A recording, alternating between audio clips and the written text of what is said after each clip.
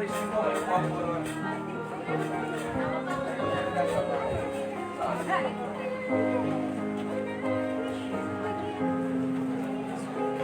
Search, paki-ano nga, paki-assert nga sa number point. Search, oo. Ilagay mo doon, doon. Sa... Ayan, kita nga.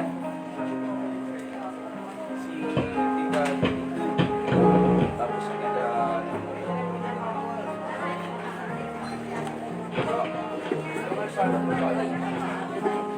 Search!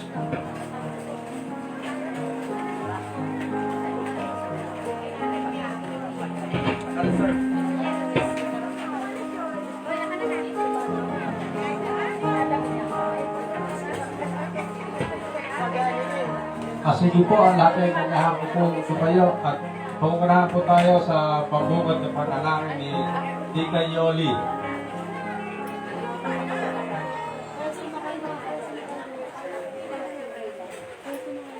Sige po, inanyayahan ko po ang lahat. Sama-sama tayong mananalangin. Ipikit po natin ang ating mga mata. Kapatid, sa oras na ito, wala tayong iisipin kundi ang dakilang pagpatunayang gagawin natin sa ating Panginoon. Ituon natin ang ating puso't isipan na makipag-usap sa Espiritu at damahin ang presensya ng ating Diyos na buhay. Dakilang Diyos at mapagpala naming Ama, sa umaga pong ito, isinusuko namin ang aming mga sarili. Inihihingi ng kapatawaran ang aming mga pagkakasala, ang aming mga kahinaan, ang aming mga nagagawang pagkakamali sa araw-araw. Bagamat Panginoon, kami tumutulog sa iyo, patuloy pa rin kaming nanghihina na kung minsan, Panginoon, ay nagtatanong kung bakit ang isang anak mo, Panginoon, ay tumaranas ng ganito. At ang katugunan mo, Panginoon, ay nasa Mateo 11:28. Ang sino mang lumalapit, napapagal at nahihirapan, lumapit kayo sa akin at kayo aking pagpapahingahin. Kaya, Panginoon, salamat sa unawa. Naunawaan namin ngayon ang iyong damdamin na bagamat kami nagdaranas ng mga pagsubok sa buhay, alam namin kami magtatagumpay sapagkat hindi mo kami iiwan o pababayaan. O dakilang Diyos, sa hapong ito, o sa umagang ito, Panginoon, inaalay namin ang aming mga sarili. Mangusap ka po sa puso't isipan ng bawat isa. Nais namin maranasan ang iyong presensya.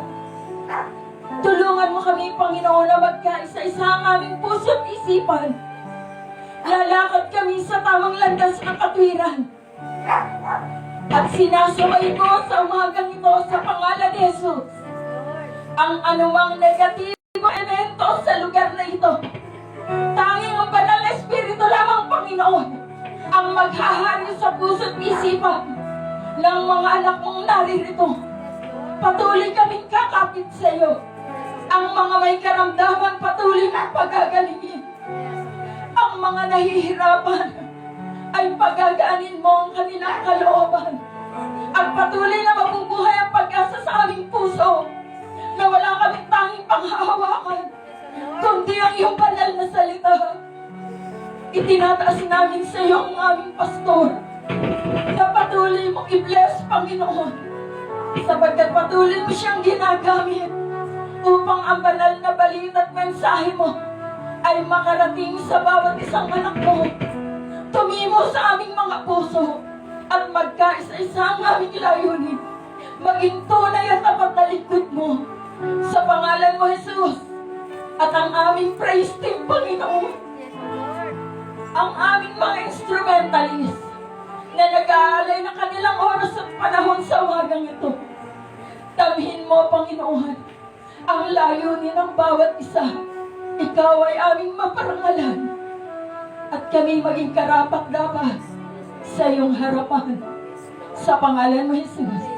Sa pangalan ni Jesus. Praise God. Hallelujah. Isa pa ating aawitan ang ating Diyos sa buhay. Hallelujah. For the Lord is my power. Hallelujah.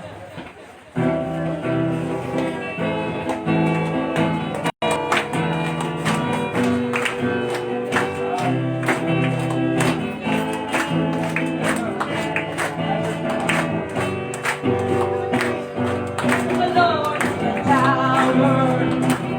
And He gives me the power to turn down the world of the enemy.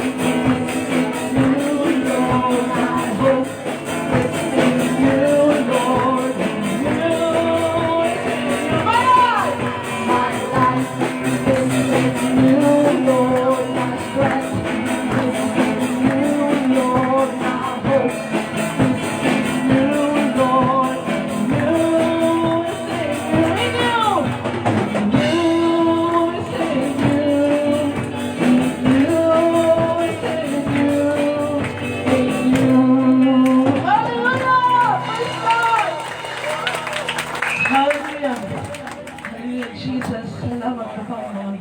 Patuloy ka namin paglilingkuran, Panginoon. Patuloy ka namin aawitin, Panginoon, sa lugar nito, Panginoon. Hallelujah, Jesus. Hallelujah. Salamat po, Panginoon, sa iyong pagpapalit biyaya, Panginoon, at sa proteksyon sa bawat isa. Hallelujah. Hallelujah. Jesus.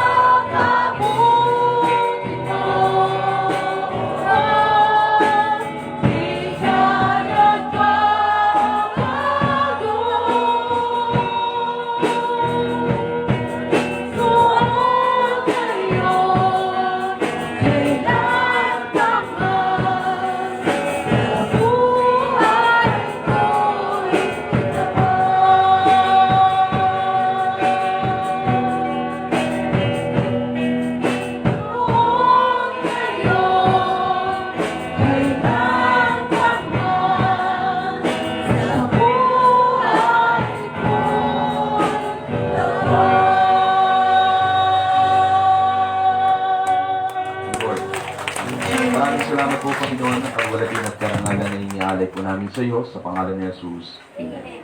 Mga bata, Pwede bang pagbigyan natin yung mga senior citizen natin na umupo. At next week po ay aatin tayo ng mas marami pang upuan. Mga tatay, nanay, mga nagagandahan pong anak. At yun po, marami. Asok po kayo. At yun po sa loob po ay may mga bakanti pa pong upuan. At yung ating pong mga bata ay Tita Neng, ilagay natin muna sila sa loob, ano? Dito lang sa may, ano? Huwag lang doon sa may aso, ha? Praise the Lord. Sige ho, upo po kayo roon sa mga nagagandahan po. At bago po tayo magsimula, may tatabagin po ako magpapatutuo. At bago po siya magpatutuo, makakaupo muna po tayo. Mga nagagandahan dyan. Dito ho, doon sa loob. Pasok po kayo. Ayan, yan. Praise the Lord. Praise God. Salamat po sa Panginoon. Bago po tayo magsimula, pakisabi nga sa katabi mo, batiin mo nga siya. Namiss ko ang mukha mo. Namiss ko ang mukha mo. Praise the Lord. At siguro mag-aakila ulit tayo ng mga 100 pang upuan sa biyaya po ng Panginoon kung luluubin po ng Lord sa Sunday. At praise the Lord dahil napakabuti po ng ating Panginoon. Brother Pompey, dito ka na bro, umupo. Okay ka lang dyan, bro. Salamat po sa Lord. Praise team. Okay lang kayong nakatayo. Samahan niyo lang muna ako. Ngayon lang naman to. And then sa Sunday, meron na tayong upuan. Praise the Lord. Salamat po sa Panginoon. Once again, isang mabiyaya at mapagpalang umaga po sa buhay ng bawat isa. At bago ko po tawagin yung magpapatutuo ay bigyan niyo muna ako ng pagkakataong welcome yung ating mga kapatid na ayun lang po natin nakasama, ang Tatay Fernando. Tatay Fernando, palakpakan po natin sa Lord sa buhay ng Tatay Fernando. At bro, salamat na kasama mo rin yung misis mo. Ano? Tayo nga po kayong dalawa, palakpakan din natin silang dalawa. Pagaman po sila ay nakakasama na ganda, salamat dahil kasama ng ating kapatid ng kanyang asawa. Si Tita na taga-Angat, palakpakan po natin ng Lord sa buhay ni Tita Beauty na taga-Angat. Ayan. Mayroon pa bang taga-Angat na bago? Si Nanay. Ayan, nakita ko si Nanay. Mrs. ni Tatay Puling. Sinasabi ko na pag gwapo ang mister, maganda ang asawa. At yung mukha ko, Tatay Puling, minana ko lang sa iyo, ha? Sa iyo lang ako nagmana. Palakpakan natin sa Lord sa buhay ng mag-asawang si Tatay Puling at ang kanyang may bahay. Kayo pong tatlong magaganda. Sige po, mayroong mahabang upuan doon, Beauty. Sa tatlong nagagandahan nating dilag, pwede din po kayong... Tita Milet, may upuan diyang mahaba, ano? Oo. Ito, mayroon pa dito. Tita Beauty, mayroon pa po rito. At salamat yung... Kaya Janelle, salamat na kasama namin kayo. Hello, Ibu. Good morning. At yung First Lady ni Brother Jay, na kasama rin po natin. Tita G, salamat po. Tita Jane, salamat po, nakasama din po namin kayo. At sa mga kabataan po natin, at kung andito po ang First Lady ni Brother Jay, siyempre ho yung pangalawang magandang dilag sa kanyang buhay, ang kanyang ina, pangatlong linggo niya na po, andito pa rin po siya. At Tita Susan, yung kasama nyo, yung dating kasama nyo sa court, nakasama rin po natin ngayon. Tita Ganda, good morning po. At saka yung mga nasa likod, akay ni Tita, ay yung may face mask, Tita, akay nyo po, ano? Si Tita nakakulay pink. Alakpakan po natin ng Lord sa buhay niya. Ayan. Thank you, Lord. Praise God. At ngayon po sa pagkakataong ito, bago po tayo dumako sa ating pag-aaral, ay gusto ko pong anyayahan ng ating isang kapatid para siya po ay magbibigay ng testimony. Iti-testify niya po kung paanong naging dakila ang Diyos sa buhay ng kanyang kapatid. Dahil ang kanyang kapatid po ay mayroon din pong pinagdaan ng karamdaman. Eventually siya po ay dumaan din po sa tinatawag na dialysis. And praise God, to God be the glory. Because of the goodness of God, ang kanya pong kapatid na babae ay hindi na po na dialysis. May I call on Nanay Josie De Leon to give us a short testimony regarding po sa ginawa ng Lord sa kanyang buhay. Pwedeng dyan lang po, Nanay, para pagka nangawit po kayo, pwede kayong makaupo. Magandang umaga po sa ating lahat. At maraming salamat po at tayo lahat ay nakarating. At ganun din po kami na first time po namin na nakarating ng isang linggo. At pangalawa po ngayon, dito po sa akin na magkakasama rito ngayon, marami siguro dito ang nakakakilala sa akin. Ako po ay taga Ibagan Bustos na nag-a-attend ng Galilee. Kaya hindi siguro kailangan sa inyo o limit na kami kakilala ninyo. Marami sa atin dito ang nakakakilala sa akin. At maraming salamat. Ang isi-share ko po sa atin dito sa inyong ang karanasan po ng aking kapatid na nakakasama din ko doon po paminsan-minsan yan sa Galilee.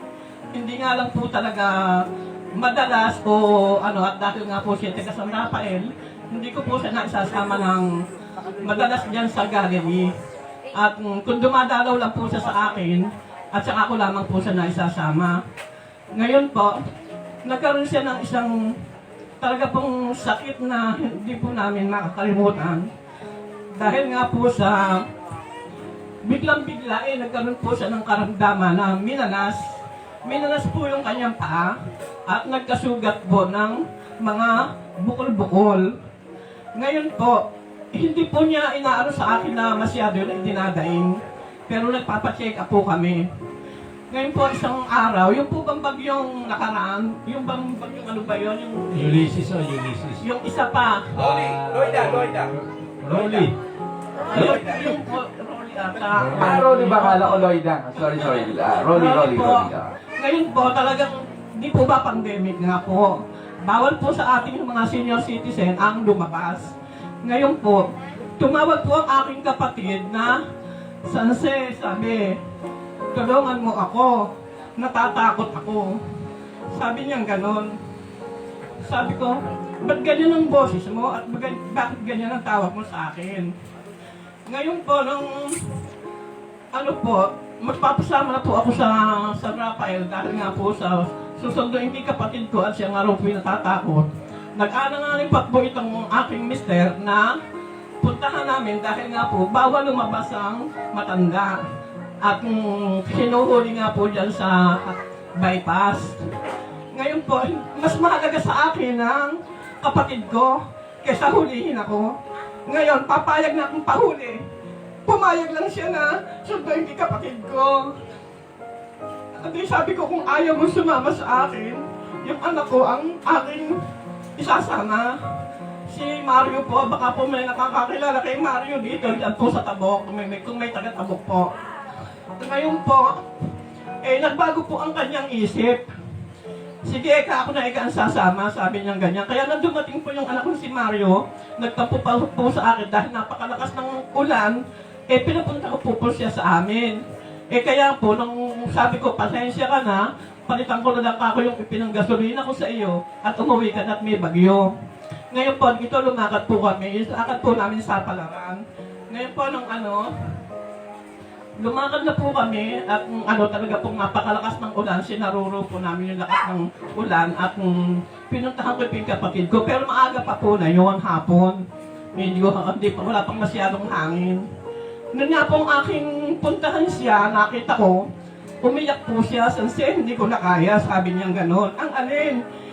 Sabi ko, ba't ganyan ang binti mo, ang paa mo, sugat-sugat at manas na manas. Ngayon nga po, nung sabi ko, hindi ko na po siya pinagpaalam sa aking mga kapatid. Kinuha ko na po siya, inuwi ko po sa amin. Nung pong nasa amin na siya, ako po yung pong magdamag na yun, talaga po hindi ako nakatulog. At ipinag-pray ko po yung aking kapatid. Diyos ko po, ano po ba gagawin ko dito? Ituro mo sa akin kung ano ang dapat kong gawin. At yun po ang aking gagawin, sabi kong ganon. At ngayon, nung pagkakaano nga po na yung umaga na yun, pagkabangon ko po, nagdesisyon po ako na, Luz, bumangon ka. Maligo ka na, aalis tayo. Saan tayo pupunta, Sanse? Doon sa, sulukan. Hindi ka ako, andun ka ako yung doktor na titingin sa iyo, na doktor ko po yun. Doktor ko po, si Dr. Jimmy Cruz.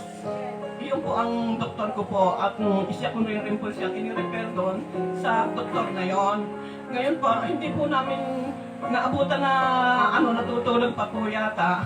sabi po ng katulong, doon na lang po namin puntahan sa Santo Niño at ano po siya ron. May mga pasyente po siya doon. Ngayon nga po, nung kami napunta doon, nung habang kami po ay nag-iintay ng check-up, dumating na kapatid ko, hindi na po kaya, hindi na raw po niya kaya. Sabi ko, nilapitan ko na ibang doktor.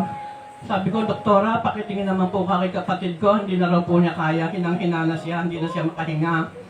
Nung nga pong ilapit kong ganon, ano na yung mga doktor, dahil nga po sa yung daing ng kapatid ko, ganon na lang, ano na po niya na i-confine na po yung kapatid ko. Ngayon po, iksiat ko lang po ang kwento, napakahaba po ng kwento eh. Nung dumating po yung si Dr. Jimmy, ang timano po, inyano niya na dialysis. Nang ba't ang bilis naman, ba't ang gano'n naman agad ang naging desisyon.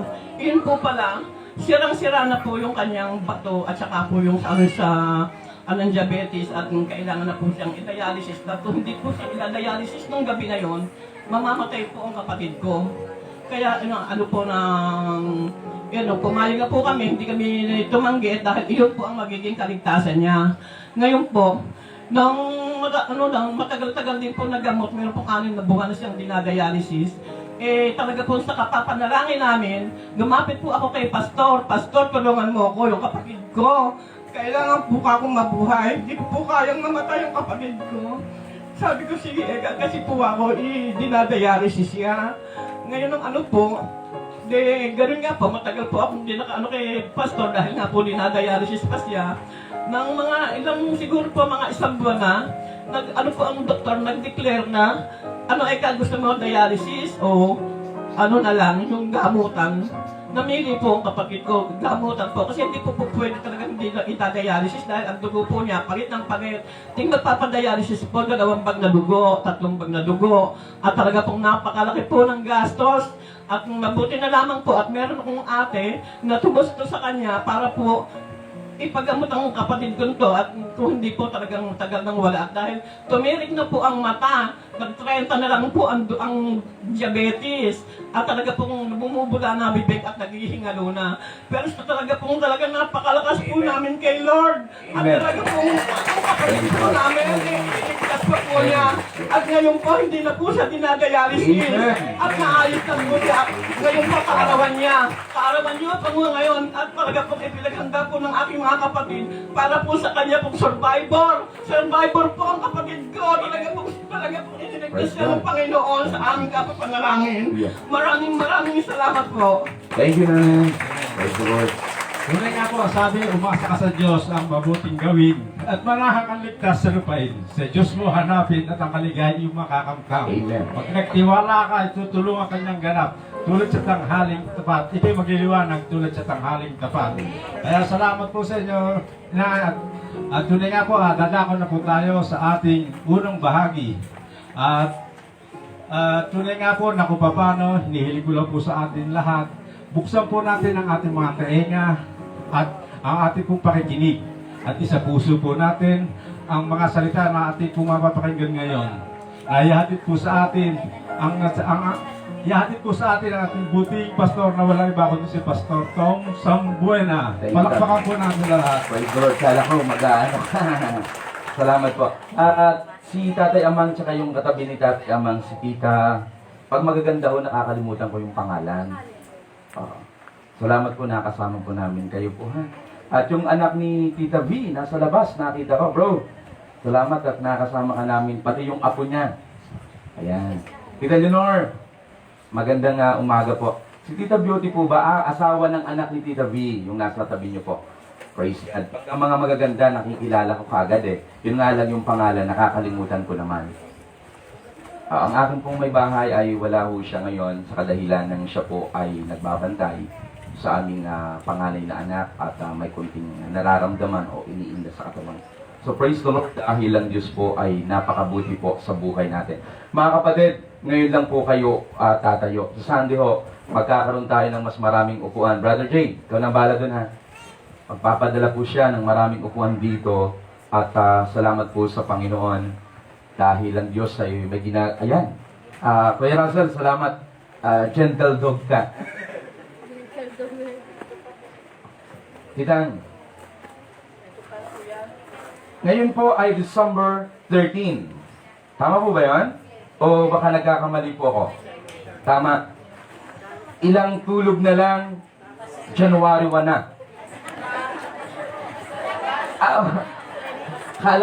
Hindi kasi parang nawala sa akin yung 25 dahil wala namang celebration. Walang mga party-party. No? At Tita, salamat na kasama namin kayong muli. Tita Ganda, salamat na. Inyo po siya. Okay. Dahil December 13 po ngayon, tuloy-tuloy po ang gawain natin hanggang December 20, December 27. Mayroon po tayong gawain. Wala nga lang po tayong gawain December 25. Normally po, nagkakaroon po tayo ng gawain ng December 25. Pero dahil po ay hindi po tayo pwedeng magkaroon ng gawain noon, so i-enjoy nyo na lang po ang inyong mga sarili sa inyong kapamilya. Mag-ipon-ipon po kayo at manalangin at hilingin sa Lord ang mga dakilang bagay na po pwede niyang gawin. Si Ate Angel at si Tita okay ka lang na tatayo. Yung may bahay po ni Kuya Usmon, nakatayo lang po siya. Titang, mayroon pa pala dito upuan, no? Hindi. May nasa CR lang pala. Sorry. Isi-series po natin ngayon sa loob po ng December 27, mula po ngayon hanggang December 27, ay ang pag-uusapan natin is about Christology. May dumating na mahabang bangko. Hallelujah. So, it's about Christology. Siguro po, namamangha po kayo. Ano bang mayroon? Ako, pakiramdam ko, there is something magical sa pangalan po ng ating Panginoong Jesucristo. Yung pangalan niyang Jesus Christ ay kakaiba. Amazing name. Wonderful name. At mysterious name. Dahil hindi na lang po pinag-isa, ginawa pang Jesus Christ. At yun po marahil ang ating pag-usapan ngayon sa aklat ng Isaiah, chapter 9, verse 6. Buksan niyo po ang inyong mga cellphone, yung mga mayroon pong Bible app, sa Book of Isaiah, chapter 9, verse 6. Ang mabuting balita ang kukunin ko ho. Dahil sa verse na to ay may nakita po kong kakaiba. At ayon po sa verse 6 ng Isaiah chapter 9, ang sabi po dyan, sapagkat sa atin ay pinanganak ang isang bata, sa atin ay ibinigay ang isang anak na lalaki. At ang pamamahala ay maaatang sa kanyang balikat. At ang kanyang pangalan ay tatawaging kamanghamanghang tagapayo, makapangyarihang Diyos, walang hanggang Ama, Prinsipe ng kapayapaan. Mayroon po pala akong nakalimutang i-welcome. Yung isang magandang nasa dulo po na taga-anggat, nakatabi po ni Tita Milet. Titang, ano nga po ulit yung pangalan nyo? Si Ate Joy. Palakpakan po natin ang Diyos sa buhay ni Ate Joy. Almost 2 months na po kayo rito, no? Galing po siya ng saan bansa po? Sa Dubai. Praise God. At siya po ay maluwalhating nakarating upang makaniig, makapiling, makasama ang kanyang mga mahal sa buhay. Brother Michael, namiss kita. Oy, ang anak po ni Brother Michael na gwapo na si Kuya Miguel ay mayroon pong akay na gwapo rin po. Katabi niya ngayon, palakpakan po natin ang Diyos sa kanyang buhay. Bro, salamat po at nakasama po namin kayo. So, tuloy po natin, ano? Dito po sa verse 6 ng Isaiah chapter 9, may dalawang bagay pong kamangha-mangha rito. Sapagkat sa atin ay ipinanganak ang isang bata, sa atin ay ibinigay ang isang anak na lalaki. Ipinanganak yung bata, ibinigay ang anak na lalaki. Sa English version, ang sabi po doon, for unto us the child was born, and for unto us the son was given. Yung sanggol, ipinanganak. Yung anak na lalaki, ibinigay. Ano ho kaya ang ibig sabihin nito? At ang pamamahala ay iaatang sa kanyang balikat, at ang kanyang pangalan ay tatawaging kamangha-mangha. Kamangha-manghang tagapayo, makapangyarihang Diyos, walang hanggang Ama, Prinsipe ng kapayapaan. Yun po yung title na ibinigay dito po sa sanggol na ipanganganak at sa anak na lalaki na ibibigay. Dito, mayroon na pong misteryong nagaganap. Nagtataka ho ako, ano ho kaya yung mahiwagang bagay, ano ho kaya yung something magical behind this verse? For unto us the Son is given, and for unto us the child was born. So ang aking pamagat po ay pinamagatan kong The Mysterious Name. Siguro marahil po ay may nababalitaan tayong misteryosong lugar, misteryosong tao, misteryosong bahay, misteryosong pangyayari. Actually po, ang mga bagay na to ay somehow ay nadaanan na po namin sa discipleship at ito po ay itinuturo po natin sa mga disciples at lalaliman lang po natin. May dalawang klase raw po ng tubig. Mayroon daw pong tubig na mababaw pero malabo. Mayroon naman daw pong tubig na malalim pero malinaw. Kung bibigyan ko po kayo ng halimbawa, yung pong mga mabababaw na tubig na malalabo, sila po yung somehow ay pinaliliguan ng kalabaw. Mababaw lang po yun. Opo, pero malabo. Mayroon naman pong mga tubig or karagatan, sobrang lalim pero ang linaw. Ay, wala akong Amen. pauwi. Amen. Ako, probinsyano ho ako. Ang aming pong lugar, ang aming pong islang tinitirahan ay palibot ho ng dagat. At kapag kami ho ay mamimili ng aming mga pangangailangan, tumatawid po kami ng dagat. At minsan nakikita ho namin kapag kalmadong-kalmado ang karagatan, makikita mo sa ilalim sobrang linaw pero ang lalim. Malalim pero malinaw. Ganon din naman po sa aming mga pastor. Minsan may mga turong mababaw pero malabo. May turo naman pong malalim pero malinaw. Tama ba yun, Tatay Lewi? Amen. Okay, lilinawan po natin. At ito po ay sort of teaching na parang Christology type. At hindi lang parang, talagang Christology. When we say Christology, it's about studying the life of our Lord Jesus Christ nung siya po ay nag-earthly ministry. So titingnan po natin, bakit naging misteryoso ang pangalan ni Jesus? Bakit ang pangalan Jesus Christ ay tinawag na mysterious name? Bakit kaya naging kamangha-mangha at misteryoso ang pangalan ng Hesukristo na ito? Naniniwala po ako na kung mayroon pong kamangha-manghang pangalan at misteryosong pangalan at makapangyarihang pangalan, walang iba kundi ang ating Panginoong Hesukristo. Amen. Kung mayroong isang tao na nagtataglay ng kahanga-hanga at misteryosong pangalan, yun po ay walang iba kundi ang ating Panginoong Hesukristo. Tingnan po natin, ano ba ang ibig sabihin ng Jesus at ano ang ibig sabihin ng Christ? Kasi dalawa po Jesus and Christ. Kaya nga ang pangalan niya, Jesus Christ. Jesus Christ. Hesukristo. Jesus Christ. So, dapat maging malinaw po sa atin. Bakit siya naging tagapagligtas? Bakit siya tinaguriang Diyos? Bakit naging kamangha-mangha ang kanyang pangalan? Bakit naging misteryoso ang pangalan ni Kristo Jesus? Mayroon pong dalawang bagay akong nakita. And somehow, magbibigay po sa atin ng liwanag kung bakit si Jesus nagkatawang tao at bakit siya namatay sa krus ng Kalbaryo. Tingnan po natin. Number 1, ang unang point ko. Balikan po natin ang verse 6 ng Isaiah chapter 9 verse 6. Sapagkat sa atin ay ipinanganak ang isang bata. Dito muna ho ako kukuha. Dito sa salitang, for unto us the child was born. Tingnan natin, yung bata, yung sanggol, ipinanganak.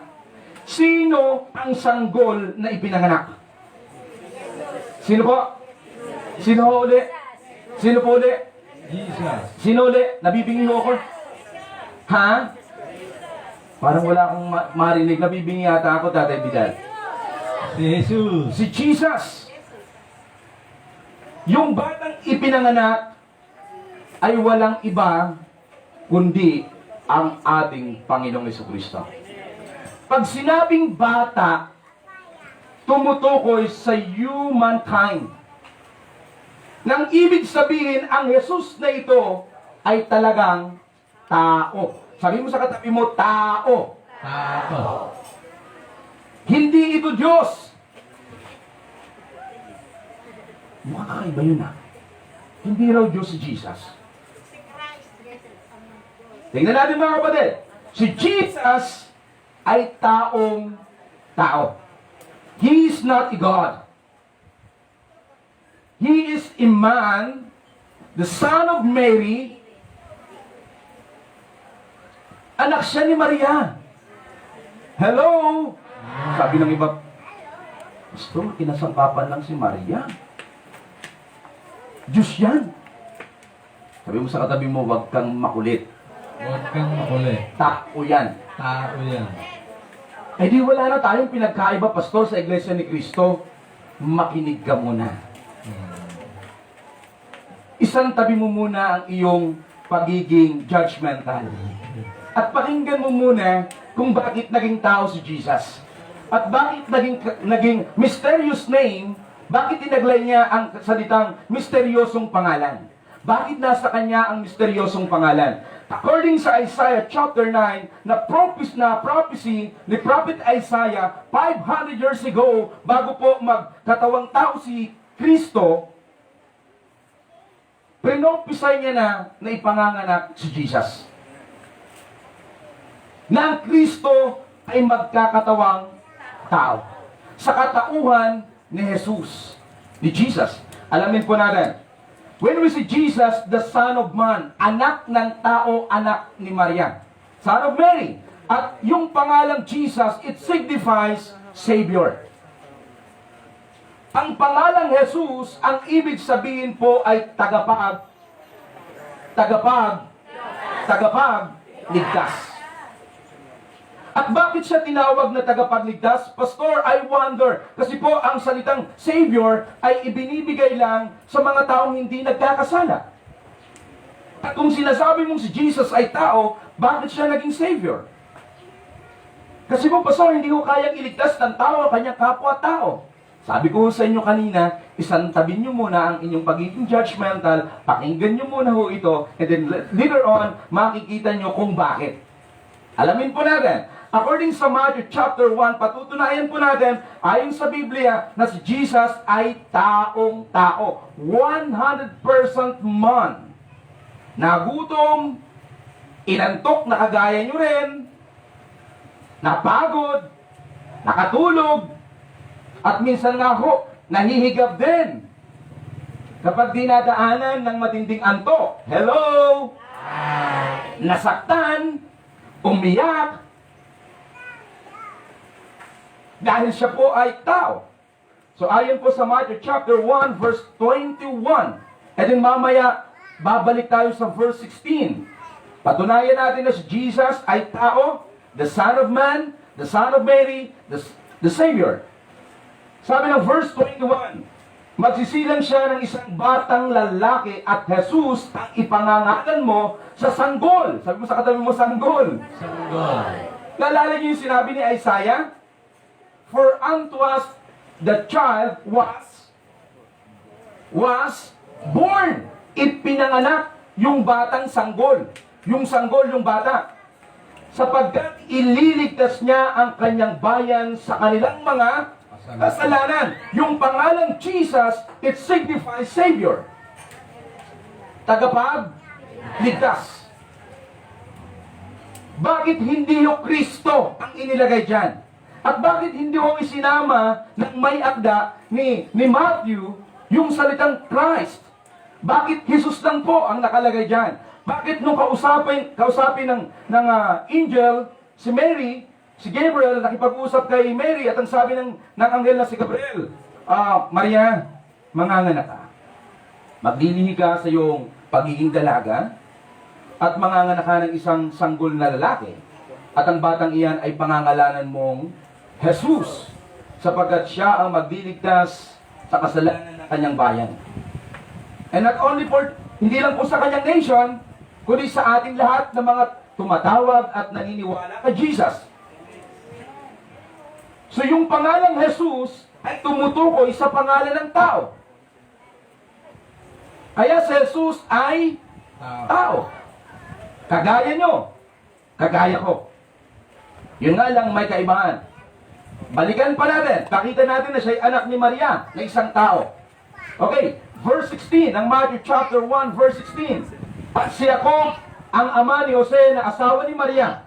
Si Maria, ang ina ni Jesus, ang tinawag na Kristo.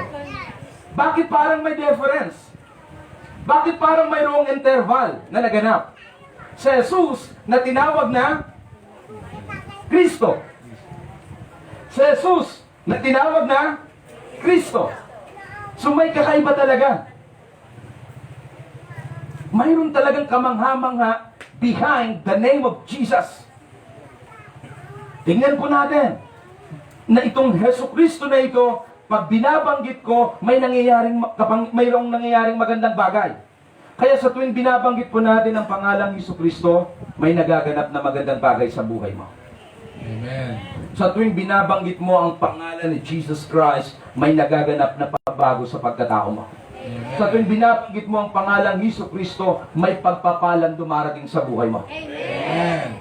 So si Jesus, tao. Isa pang patunay po. According sa 1 Timothy chapter 3, verse 16, ayon po kay Pablo. Sabi ni Pablo, napakahiwaga ng ating relihiyon. And who is that religion? Sino kaya yung relihiyong iyan? Tingnan po natin. According sa verse 16, hindi maikakaila na napakadakila ng hiwaga ng ating relihiyon. So ang tinutukoy ni Paul na relihiyon is hindi ho sekta.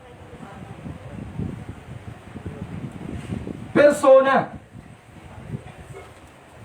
Ang tinutukoy niyang relihiyon na mahiwaga ay hindi ho yung sekta na kinabibilangan ng mga Kristiyano, na katulad ho natin.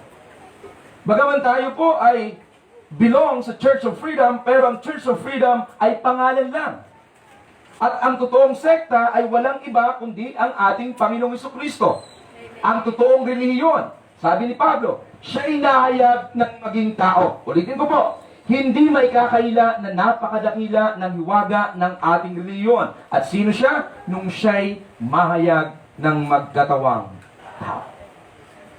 Nang si Christ ay mag-manifest into flesh, ipinahayag niya ang kahalagahan ng salitang relihiyon or religion. The word religion ay galing po sa dalawang matatandang kasabihan o matatandang salita sa Ingles nang ibig sabihin po, re means again, and lihiyon, ang ibig sabihin po ng lihiyon is to tie up. Res again, lihiyon is to tie up or reconciliation, kaya tinawag siyang reconciliation. Kaya ang salitang reliyon, ang ibig sabihin po ay italing muli. Igapos muli. At mamaya mapapansin nyo kung bakit tinawag siyang igapos na muli, to tie up again. Italing muli. Bakit ho itinatali? Kayo ho bilang isang tao, bakit nyo po ba itinatali ang isang bagay? Kasi pastor, putol. O kaya naman, may depekto. Amen. Brother Jay, tayong dalawa na lang mag-usap, bro. Amen. So, itinatali ang mga bagay na putol para magamit na muli. At alam niyo pa mga kapatid, nung ang tao po ay magkasala, naputol ang ugnayan ng tao sa Diyos. Amen. Alamin natin mamaya yan. Okay.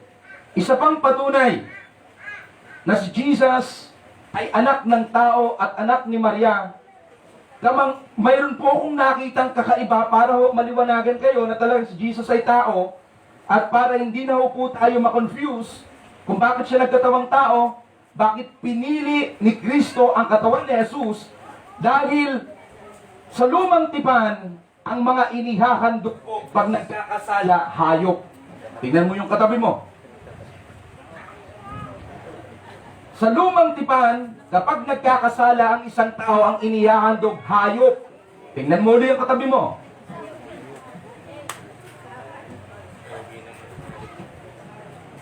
Sabi nung nasa likod, ang ganda namang hayop nito, Pastor. Yung katabi nyo, hindi hayop yan. Pinakamagandang linikha ng Diyos yan. Amen. kagaya ko rin yan. Amen.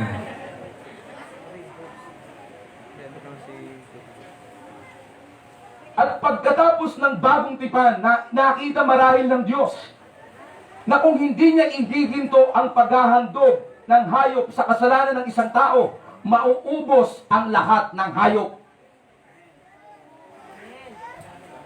Amen.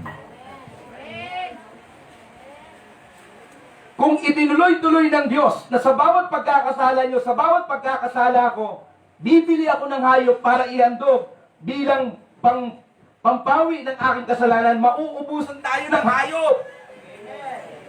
Tama ba yun? Amen. Kaya ang ginawa ng Diyos Ama, nagbigay siya ng isang handog na hindi na kakailanganin ng tao ng hayop.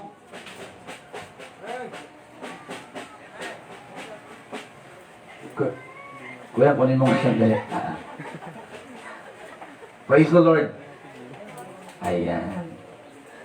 Ito rin natin mga kapatid, ano? Sa Hebrews chapter 10, verse 5 and 9, mapapansin nyo po na hindi na ginusto ng Diyos ang handog na susunugin na hayop. At ang Diyos ay naghanap ng isang katawan na ihahandog. So bago magkatawang tao si Kristo, pumili siya ng katawan. Sa madaling sabi po, naghanda siya ng katawan.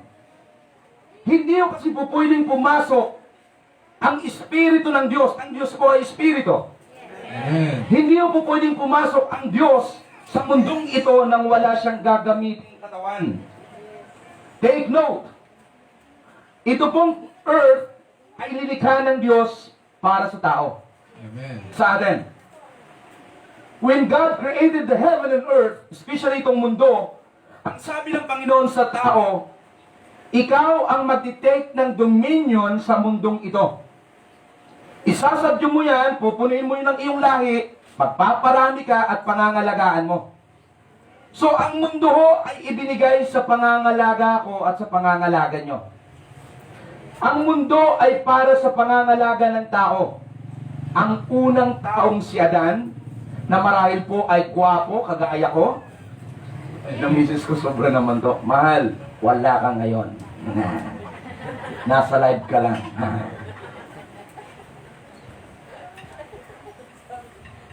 Si Adan ho, walang mga magulang. Amen. Wala. Linikhang malaki na. Amen. Kaya nga, kalarawan ng Diyos eh. Kawangis ng Diyos. Tapos, si Abe, saan galing? Sa tadyak. Sa Tadyak. Sa Tadyak. Tadyak o tadyak? Sa Tadyak. Tadyak. Yan. Tadyak. Tadyak. Kasi kala ko kapag nagagalit kasi si Mister, natatadyakan eh. Kala ko sa Tadyak. Tadyang pala, sorry. Sa Tadyang. Wala siyang magulang pero may pinagmulan sa Eva. Si Adan, lalaki. Si Jesus, tapos nagkaanak si Abe. At si Adam. So may mga magulang na, kailang mga anak. Si Adan at si Jesus, walang ama, pero may ina. Sa flesh.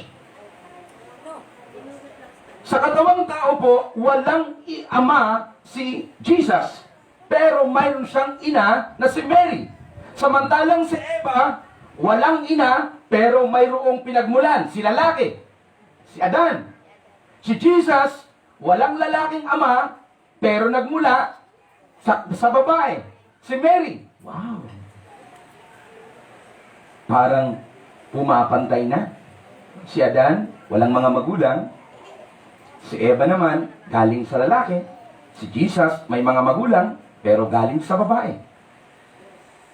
Walang ama. Kasi po, conceived siya ng Holy Spirit. Ang ama niya ay ang Diyos Ama, ang banal na Espiritu. Hello?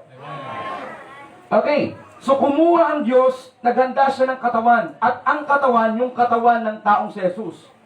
Tingnan po natin. According sa Hebrews chapter 10, verse 5 and 9, dahil dyan, nang si Kristo'y naparito sa daigdig. Sino nang naparito sa daigdig? Si Kristo!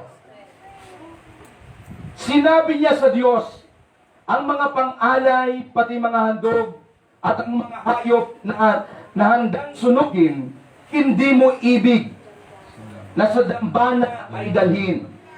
Hindi mo ginalugdan ang mga handog na sinusunog at ang mga handog upang pawiin ang kasalanan.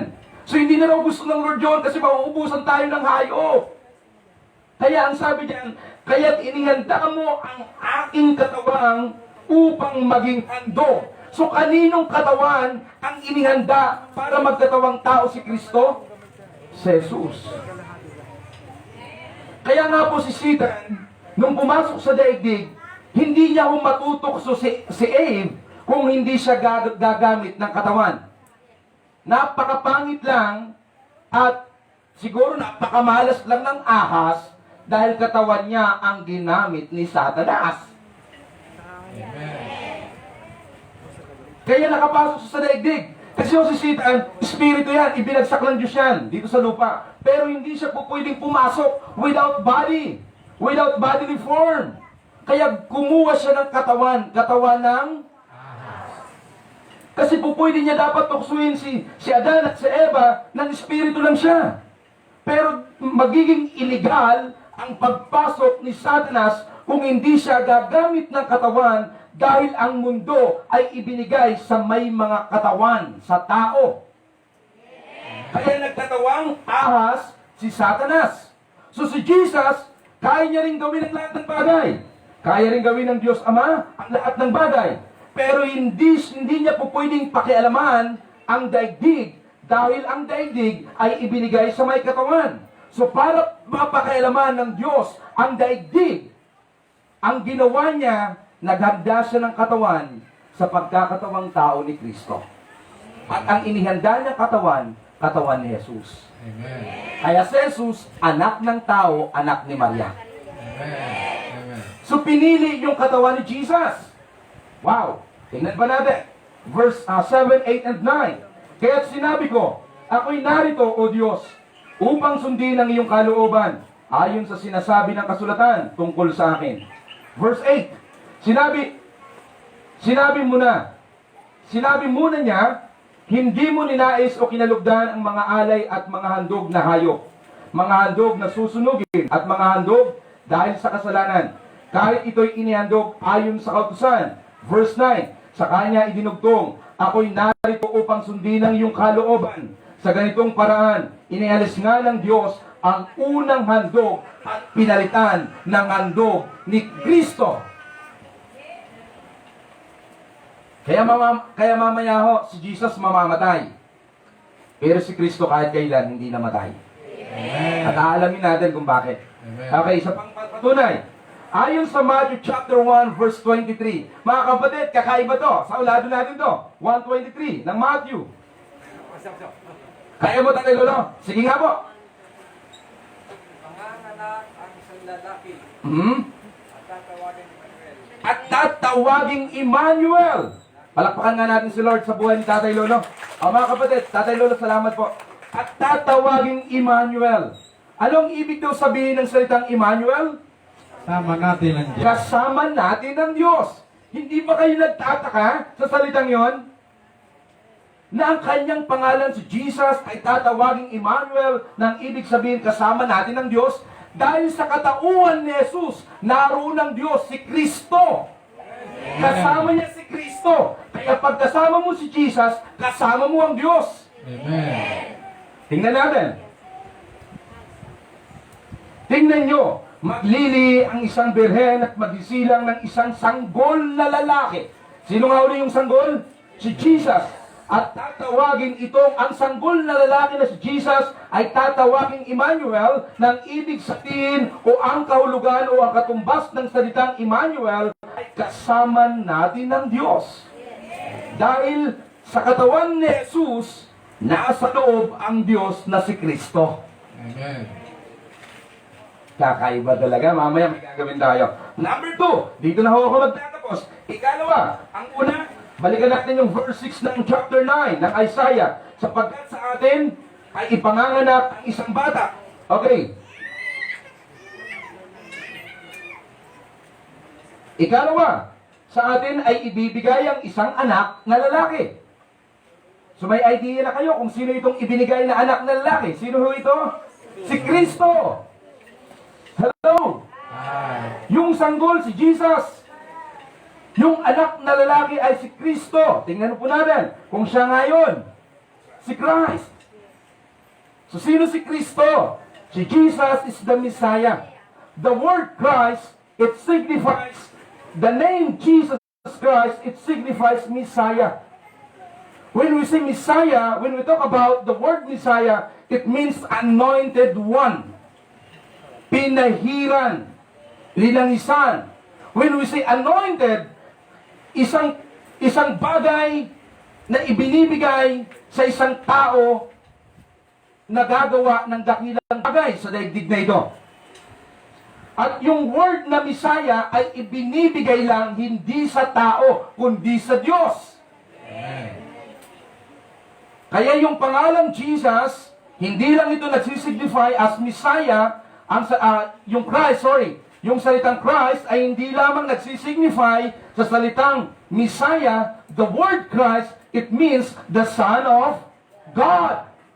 Anak ng Diyos. Patunayan natin na si Kristo ang anak ng Diyos, ang anak na lalaki. Amen. Tingnan nga po natin ang patunay. Ito po ang patunay. Sa Colossians chapter 2, verse 9, malinaw na isinulat ni Pablo, ang sabi diyan, sapagkat likas kay Kristo ang buong pagka-Diyos kahit siya'y nagkatawang tao. Bakit hindi ginamit Jesus? Sanang ginamit din ni Pablo, likas kay Jesus ang buong pagka-Diyos. Kasi nga si Jesus yung tao. Si Kristo ang ginamit diyan dahil siya yung begotten Son of God. Siya yung anak na lalaki ng Diyos Ama na ibinigay. Kaya ang ginamit, Kristo. Likas kay Kristo ang buong pagka-Diyos ng Diyos kahit siya'y nagkatawang. Kaninong katawan ang pinili ni Kristo kay Jesus? Amen. Yes. Kaya talagang misteryoso ang pangalan ni Kristo Jesus. Pinagsamang tao at Diyos. Kaya nga ang tawag sa Kanya, 100% God and 100% man. Diyos, tao. Lilinaw pa po yan maya-maya lang. Okay, para makita natin na siya ay Diyos, tao, makikita natin mamaya. Sa John chapter 1, verse 14, and tatalon tayo ng verse 18, yung begotten Son, ng begotten Father, nagkatawang tao. Bakit siya tinawag na begotten Son? When we say begotten, mataba, mabigat pastor eh. When we say begotten, nag-iisa. Bugtong. Hello? Pag sinabing nag-iisa, wala nang katulad, wala nang sumunod, at wala nang susunod pa. Amen. Kala ko, Pastor, bigatin, kagaya ni Tita V. Hello, Tita V. O kaya, Pastor, akala ko pag sinabing bigatin, kagaya ni Brother Michael. Ako yun, bro? Mabigat. Verse 14. Ang salita'y naging tao at nanirahan sa piling namin.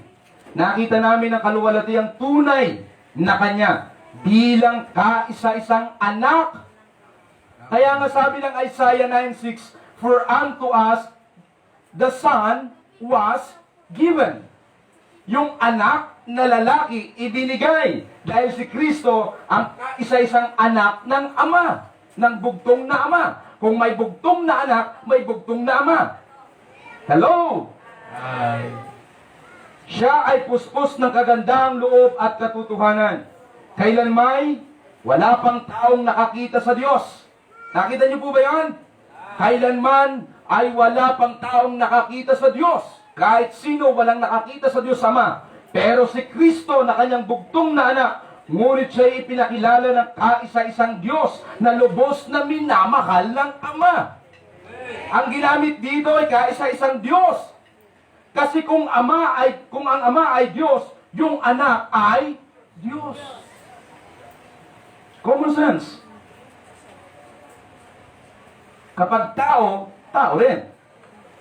Pero kung Diyos ang manganganak, Diyos din. Alam niyo, ang Diyos Ama po ng anak. Hindi ko na ho ibibigay sa inyo yung hindi ko na po ipapakita, pero ayon sa Awit chapter 7 verse 2, sabi ng Bible, mula ngayon ikaw ay tatawagin kong anak at mula ngayon ikaw ay aking ipanganganak. And Micah chapter 5 verse 2, siya'y mula pa noon at ang Ama ay ipinanganak ang kanyang anak, si Jesus. Hello? Okay, tingnan pa natin ha. Patunay na si Kristo yung Diyos, si Jesus naman ang tao. Ano ulit si Jesus? Si Kristo ay Diyos. Balikan po natin yung Genesis chapter 1, verse 26a. Sa Genesis chapter 1, verse 26a, ang sabi doon, sabi ng Diyos Ama, likhain natin ng tao ayon sa ating wangis at larawan. Hello? May kinakausap po siya. Sabi niya, let us make man in our likeness and image. Sino yung kalarawang kausap niya ron? Alam niyo po ba na yung kalarawang kausap ng Diyos Ama ay si Kristo? Dahil si Kristo ang larawan ng Diyos Ama, alamin natin mamaya. Sabi ng verse, pagkatapos sinabi ng Diyos, ngayon, likhain natin ng tao ayon sa ating mga larawan at ayon sa ating wangis. Wangis. Pag ako ho ay bumabalik sa pagiging bisakol, may mangkukulam sa likod. Sino ba ang nasa likod? Ako, napakagandang mangkukulam, si Ate Joy. Ate Joy, kaway-kaway nga, Ate Joy. Ganda naman. Okay, balikan natin mga kapatid ha. Itong kawangis at kalarawan ng Diyos, nung sabihin niyang likhain natin ang tao, ayon sa ating larawan at wangis, si Jesus ang kalarawan ng Diyos. Si Christ ang kalarawan ng Diyos. Tingnan natin na si Kristo nga. Ayon sa Colossians chapter 1, verse 15a, and then tatalon tayo ng verse 19, ang sabi diyan, si Kristo ang larawan ng Diyos na di nakikita. Grabe naman. Siya yung larawan ng Diyos na hindi nakikita. Si Christ yung larawan. Verse 19, sapagkat minarapat ng Diyos ng buo niyang kalikasan ay manatili sa anak. For unto us the Son was given. Dahil sa atin, ibinigay ang anak na lalaki. At yung ibinigay na anak na lalaki ay walang iba kundi si Kristo. And for unto us, the child was born. At ang ipinanganak ay si Jesus. Amen. Ang piniling katawan ni Kristo. Kaya nakakalungkot, maraming sikta po hindi naniniwala na si Jesus Christ ay Diyos. Ang paniniwala po tao, yes, tao si Jesus. Pero si Christ, Diyos. Kaya nga ang pangalan niya kakaiba. Jesus Christ. Mysterious name. Okay. Ibinigay sapagkat minarapat ng Diyos na ang buo niyang kalikasan ay manatili sa anak kay Christ. Isa pang verse. Sa 2 Korinto, chapter 4, verse 4b, 2 Corinthians chapter 4, verse 4b, ang sabi ng Bible, upang hindi nila makita ang liwanag ng magandang balita tungkol sa kaluwalhatian ni Kristo. Ano raw si Kristo? Usap tayo. Ano raw si Kristo? Diyos. Upang hindi nila makita ang liwanag ng magandang balita tungkol sa kaluwalhatian ni Kristo na siyang larawan ng Diyos. talaga naman. Si Kristo yung larawan. ang tunay na bugtong na anak ng Diyos. At si Jesus ang piniling katawan, ang tao. Naaamoy ko po, sunog na yung kanin. Nagugutom na ho ako. Sabay sinasahin po, naaamoy ko. Pagdating po sa pagkain, napakatalas ng pang-amoy ko. Baka may sinahin kayo dyan. Meron ba? Meron ba? Sunog na. Kung ano rin yung pastor, yun din yung kakainin. Sunog. Isa pang patunay, Hebrews chapter 1, verse 2 and 3. Si Jesus ay siya yung tinatawag na radiance of God's glory. Ningning, liwanag, kaluwalhatian ng ating Diyos Ama. Si Kristo Jesus. Or si Christ. Verse 2. Hebrews chapter 1, verse 2 and 3. Ngunit, nitong mga huling araw, siya nagsalita sa atin sa pamagitan ng kanyang anak. Sa pamagitan ng anak ay nalikha ng Diyos ang sanlibutan, si Christ. At siya ang piniling tagapagmana ng lahat ng bagay. Verse 3. Ang anak ang malingning na sinag ng Diyos. Kung ano ang Diyos, ay gayon din ang anak. Kaya kung ang Ama ay Diyos, si Christ ay Diyos. Kaya tinawag siyang anak ng Diyos. Si Kristo naman tinawag na anak ng, si Jesus tinawag na anak ng tao. Si Jesus ang anak ng tao, si Christ ang anak ng Diyos. Malinaw? Praise the Lord. Okay. Tatawag ako ng dalawang tao. Tatay Lolo, pwede po bang pumunta ka dito sa tabi ko? And Tatay Lewi, pwede bang halika?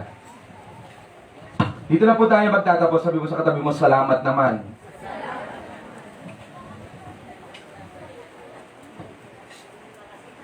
Ayan. Ilagay mo muna yung microphone mo, tatay. Kailangan ko po ang dalawang gwapo.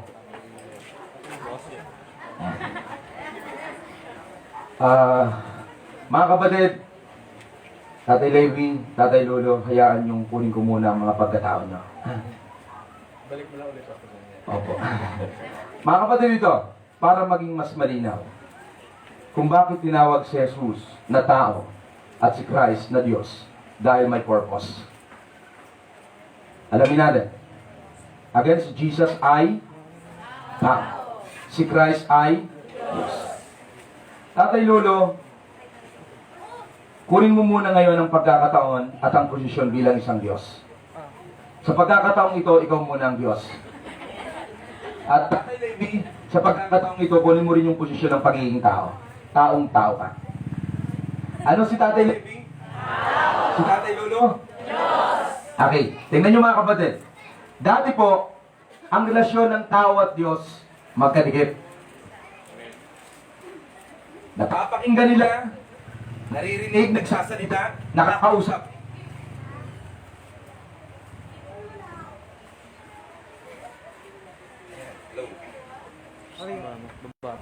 Mike. Ano lang? Mike. Palitan mo ng battery dito. Mike. So, tingnan natin mga kapatid ha. Ang relasyon ng Diyos at ng tao napakaganda. Nang likhay ng Diyos si Adam at si Eve, naririnig ni Adan at naririnig ni Eva ang pananalita ng Diyos. At mukhaan nakakaharap nila. Face to face po ang labanan. Pero nung pumasok sa eksena, si Satanas nagkaroon ng problema. Nung magkasala ang tao, yung malapitang relasyon ng Diyos at ng tao, nagkaroon ng gap. Dahil sa kasalanan, ang Diyos na nakikita ang tao at ang tao na nakakausap ang Diyos ay nagkaroon ngayon ng gap. Dahil sa kasalanan. Dahil sa kasalanan, ang banal na Diyos at ang taong kanyang linikha ay nagkaroon ng hadlang. Abutin mo nga yung kamay ni tatay. Huwag kang aalis sa pwesto mo. Huwag kang aalis sa pwesto mo. Abutin mo nga yung kamay niya. Kahit anong gawin ng tao, hindi niya maaabot ang kamay ng Diyos. It because of sin. Dahil sa kasalanan, yung taong dating malapit sa Diyos ay nahiwalay dahil sa isang kasalanang ginawa ng linikha ng Diyos na tao na si Adan at si Eva. Yung nang si Adam and Eve ay mag-disobey sa iniuutos ng Diyos, yung malapitang relasyon nagkaroon ng gap. Paano muna baka mga awit? Ayan. So dahil dyan, dahil ang Diyos ay banal, kung mayroon siyang isang bagay na kinamumuhian at hindi niya gustong makita, yun ay ang kasalanan. Ang isang banal na Diyos, hindi niya mahawakan ang isang makasalanang tao dahil kung mayroon siyang isang bagay na hindi kayang hawakan, yun ay ang kasalanan. At ang isang makasalanang tao, dahil siya'y makasalanan, hindi niya rin kayang lapitan ang isang banal na Diyos. Kaya po sa pagkakataon ito, gumawa ang Diyos ng napakagandang huwaran at napakagandang ilustrasyon. Inutusan ng Diyos Ama ang kanyang anak na si Kristo na magkatawang tao sa katauhan ni Jesus. Kaya si Jesus tinawag na anak ng Diyos. O, ito na mga kapatid. Kuya Junel, halika. Isa pang gwapo. Halika dito na. Gusto ko mga gwapo. Para kamukha ko lang yan. Diba, Tate Levi? Ito mga kapatid. Ang ginawa ko ng Diyos Ama, pinadala niya ang kanyang bugtong na anak na si Kristo sa katawan ni Jesus. Naghanda siya ng katawan para makapasok sa daigdig. At ang hinanda niyang katawan ni Jesus. Kaya ang tawag sa kanya, Jesus Christ. Sa katawang lupa, si Jesus. Pero yung nasa loob, ang Diyos na si Kristo. Okay. Ayon sa 1 Timothy chapter 2, verse 5 and 6. Ang sabi doon, sapagkat iisa ang tagapamagitan sa Diyos at sa tao, ang taong si Jesucristo. Kailangan ni Tatay Levi na isang tao magkaroon ng tagapamagitan patungo sa isang banal na Diyos.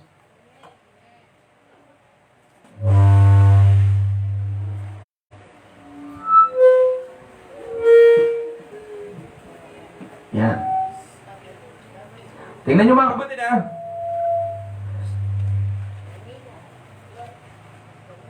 Kailangan ng Diyos.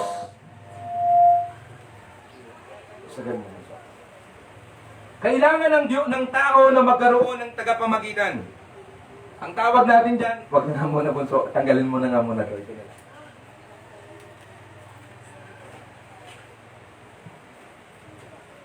Okay. Para makarating si taong si Levi sa Diyos, mangangailangan siya, sabi ng iba, padrino. Si Jesus, ginamit ng Lord para ilagay ang pagka-Diyos ni Kristo. Ito na po. Para mas maging maliwanag, ang tanging po pwedeng makaunawa sa tao, kapwa niya tao. At ang tanging po pwedeng makaunawa sa Diyos, kapwa niya Diyos. Hindi mauunawaan ng tao ang Diyos dahil siya'y makasalanan tao. So, makakaunawa sa Diyos ay ang kapwa niya Diyos. Ang makakaunawa sa tao ay ang kapwa niya tao. Kaya si Kristo nagkatawang tao. Ito po, si Kristo tao. Si Jesus ay tao. So kung tao si Jesus, mauunawaan niya ba ang taong si Levi? Yes! Dahil si Jesus ay tao at tao si Levi, mauunawaan niya. Kuya Junel, hawakan mo ang kamay ni Levi. Kayang hawakan ni Jesus ang kamay ni Levi dahil si Jesus ay tao at si Levi ay tao. Pero hindi kayang hawakan ni Jesus ang kamay ng Diyos dahil si Jesus ay tao. Pero ang kamangha-mangha, dahil nasa kanya si Kristo na Diyos, kaya nang hawakan ngayon ni Kristo ang kapwa niya Diyos. Ang Diyos Ama, dahil siya Diyos Anak. Kaya bang maunawaan ni Kristo ang kanyang amang Diyos? Yes. Maunawaan ba ng Diyos Ama ang kanyang anak na si Kristo? Yes. Ngayon, hawakan mo Kristo ang kamay ng Diyos.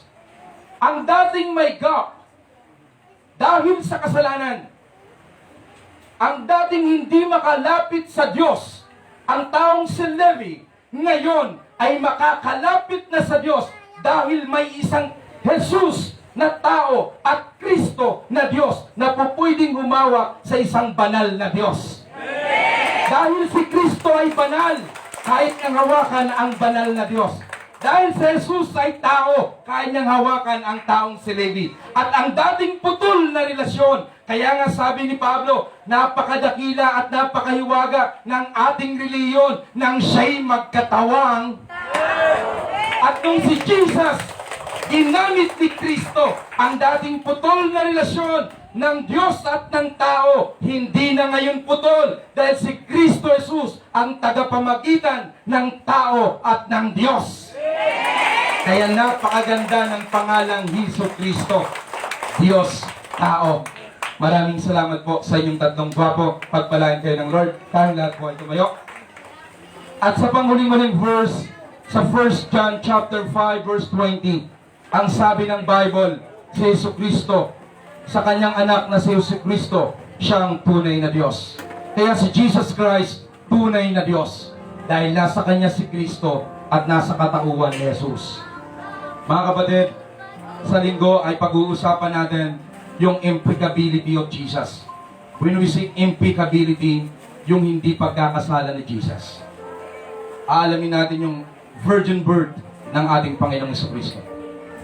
Panginoon, pinagpapala ko po ang tinapay at ang sarong ito. Paspasan mo ito at pagpalangin. Hayaan mo ang bawat makikibahagi ay mapagpala sa iyong kalooban. Sa pangalan ni Jesus, Amen. Tayong lahat po ay makakaupo muna.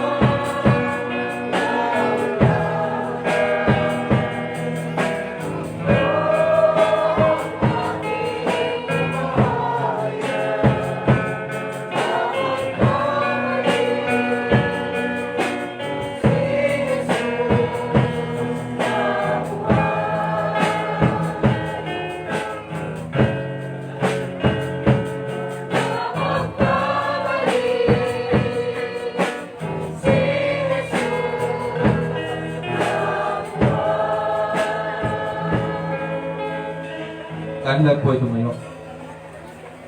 Itaas po natin ang ating mga tinapay. Hallelujah. Ito ang aral na tinanggap ko sa Panginoong Hesus nung gabing siya'y pinagkanulo. Siya'y dumampot ng tinapay.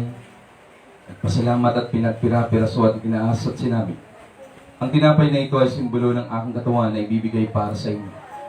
At sa tuwing kakainin ninyo ito, gawin ninyo bilang pag-ala-ala sa akin. Kung walang pagbibigay ng katawan ng Panginoong Jesucristo, walang katubusan at kaligtasan ng bawat isa sa atin. Salamat sa iyong banal na katawan, Panginoon, na nadungisan upang ang aming katawang marumi ay malinis. Pinupuri ka namin at pinasasalamatan.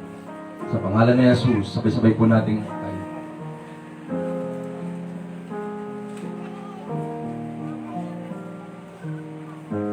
Taas po natin ang ating mga sako.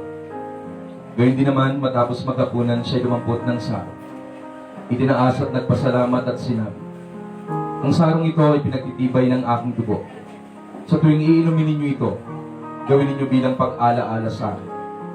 Kung walang pagbubo ng dugo, walang kalinisan, walang kaligtasan, at walang kagalingan ng sino man sa atin.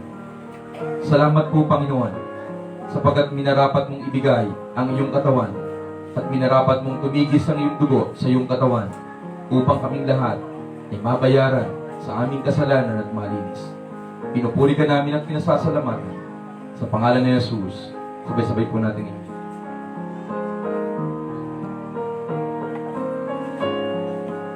Ang pagpapala ng Diyos ay tanggapin nating lahat sa pamamagitan ng ordinansang ito. Sa pangalan ni Jesus, Amen.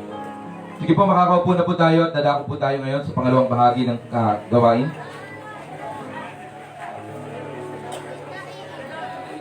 Ito po ay ang pagkakaloob.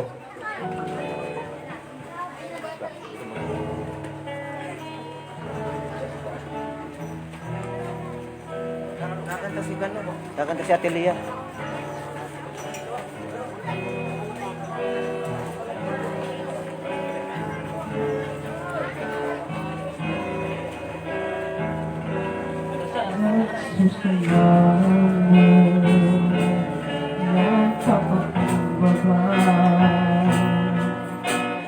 Diyos kami patawarin sa isalan sa pagkakabahagahari, sa pagkakampi-kampi, sa kawalan ng pag-ibig sa isa't isa. Nagsusumamo, nagpapakumbaba. Diyos kami patawarin sa aming sala, sa pagkakabahagi, sa pagkakampi-kampi, sa kawalan ng pag-ibig sa isa't isa. Pag-isahin mo ang taman ng aming puso. Pag-isahin mo ang laman ng aming isipan. Ibigin ang iyong pag-ibig, ibigin ang iyong pagmamahal. Jesus, maghari ka sa aming buhay. Pag-isahin mo ang laman ng aming puso. Pag-isahin mo ang laman ng aming isipan. Bigkisin ang iyong pag-ibig, bigkisin ang iyong pagmamahal. Jesus, maghari ka sa aming buhay. Jesus, maghari ka sa aming buhay. Jesus, maghari ka sa aming buhay.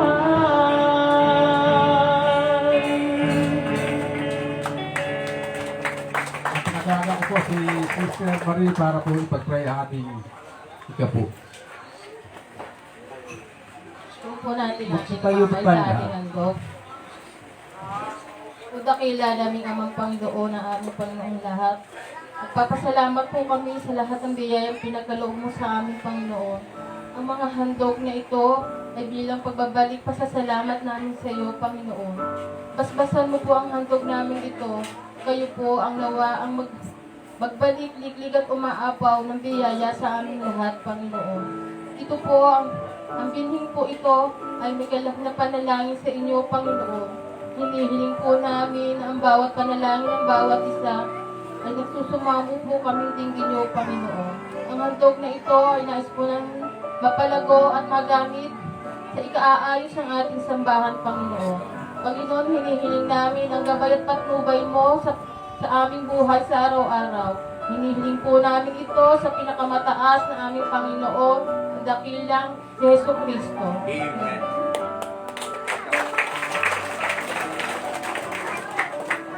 Sige po, makakaupo muna po tayo bago po tayo mag-closing prayer. Few announcement lang po. Sa darating po na December 16 and up to December 20 ay mayroon po tayong sambang gabi ho. Ang 16 ay Wednesday, ano? December 16 ay Merkulis po iyon hanggang December 20, 5 araw. So, magsisimula po ang ating sambang gabi ay alas 5:30 ng hapon hanggang alas 6:30 ng gabi. At mayroon po tayong mga speakers. Mayroon tayong different speakers na inimbitahan from different country. Hindi, joke lang. Sa first night ay si Pastor Larry Uyaw.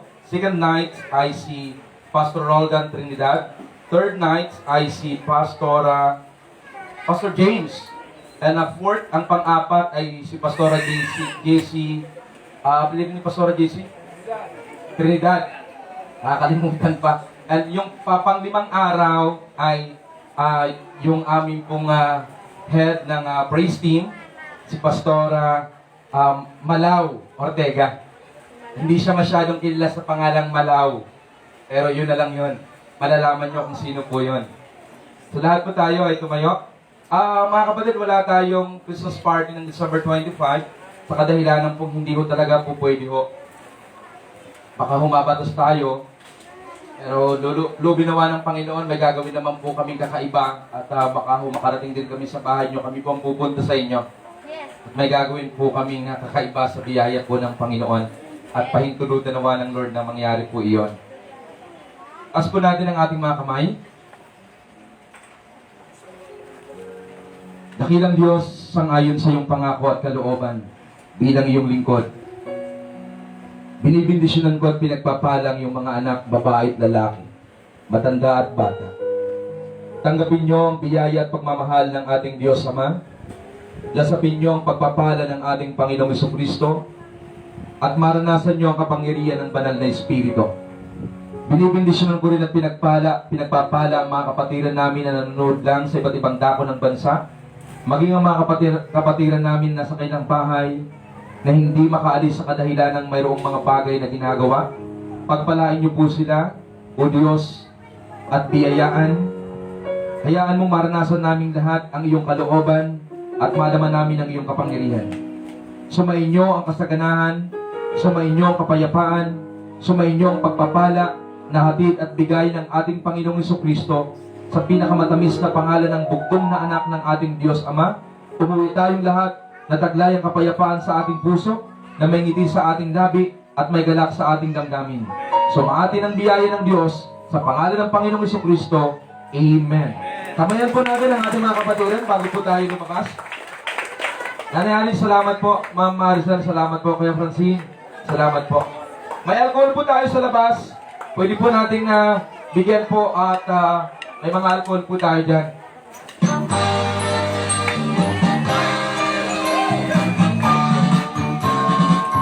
Parang kayo sarap sumayaw.